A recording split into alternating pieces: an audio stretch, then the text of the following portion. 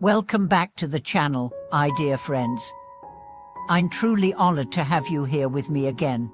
Whether you're a long-time listener or this is your first time tuning in, thank you for choosing this space of quiet thought and deep honesty. Today's topic will resonate with anyone who's ever been on the receiving end of unnecessary criticism, or who has found themselves constantly evaluated by those who don't really know their story. Let me start with a simple question. Have you ever noticed that the people who seem most critical are often the ones doing the least with their own lives? You could be working hard, chasing a dream, learning something new, and someone, somewhere, will find a way to pick it apart. They'll say it's unrealistic. They'll say it's not good enough. They'll find the one flaw in your 100 steps forward and act like that flaw defines you. But here's the truth. People who are fulfilled don't feel the need to criticize others. People who are busy growing have no time to tear others down. Criticism is rarely about you. It's a mirror of the person giving it. And today, we are going to explore why some people just can't help but criticize, what it says about them, and how to build the kind of powerful, self-reflective mindset that rises above it all. Let's start with a fundamental truth that psychology confirms time and time again. When people are unhappy with themselves, they often project that dissatisfaction onto others. It's called projection. You've seen it before. Someone who feels insecure about their appearance will mock others' fashion choices. Someone who feels inadequate in their job will minimize your achievements. Someone who has not dared to pursue their own dreams will question the logic of yours. The more critical they are, the more loudly their own inner wounds are screaming. Let me tell you about Oliver. He was always the loudest guy in the room. Always had an opinion. Always found a way to add a but to every compliment. A nice job on your presentation, but maybe don't use so many slides next time. Your business idea is interesting, but the market's already saturated. It didn't matter what others achieved, Oliver found a way to shrink it. But what most people didn't know was this: Oliver had a drawer full of unpublished work, business plans, presentation drafts, creative ideas he never followed through on. Why? Because he was scared. Because he didn't want to be judged the way he judged others. So he stayed safe in criticism. That's what many people do. They critique others, so they never have to risk being critiqued.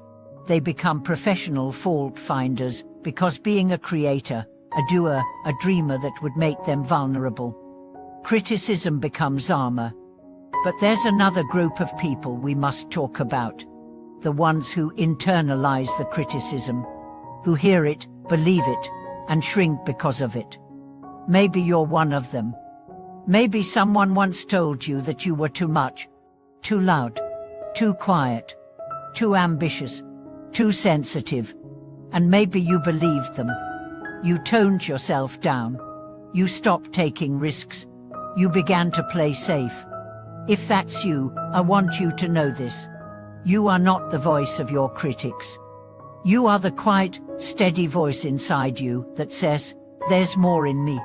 The problem with criticism is not just that it's often wrong. It's that it's often loud. And the only way to make peace with it is not to fight back, not to argue, not to explain, but to go deeper within. To build a habit that will protect you far better than any defense ever could. And that habit is self-reflection. When you self-reflect, you become your own mirror. You don't need others to point out your flaws, you're already aware. You don't need others to validate your path, you've already thought it through. Self-reflection turns external noise into internal clarity.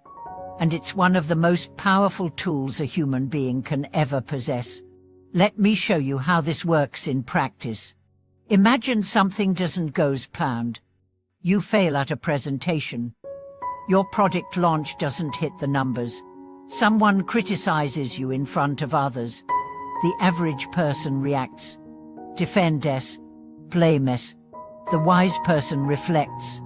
They ask, What part of this is true? What part is not? What can I learn? What will I change? And what will I leave behind? Self-reflection creates a gap between stimulus and response. In that gap lives your freedom. That's how you go from being reactive to being responsive. From being emotionally hijacked to emotionally anchored. Let me introduce you to Karina. She was known for being calm under pressure. Not because her life was easy, but because she had a practice of nightly reflection. Every night before bed, she asked herself 3 questions. What did I do well today? What can I improve? What am I avoiding? No drama. No overthinking. Just quiet inventory. Over time, Karina became someone who could take feedback without flinching.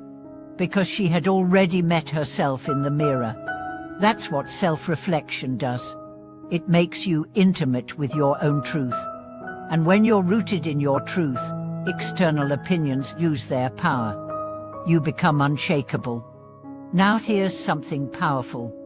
The more you reflect, the less you criticize. Why? Because the more you understand your own patterns, your own fears, your own wounds, the more compassionate you become. You start to see that everyone is carrying something invisible. That arrogance is often insecurity in disguise. That cruelty is often pain redirected. That silence is often fear. You begin to move through the world with sharper eyes and a softer heart. Not soft in weakness, soft in wisdom. And that wisdom will become your new strength. Let me leave you with one last truth.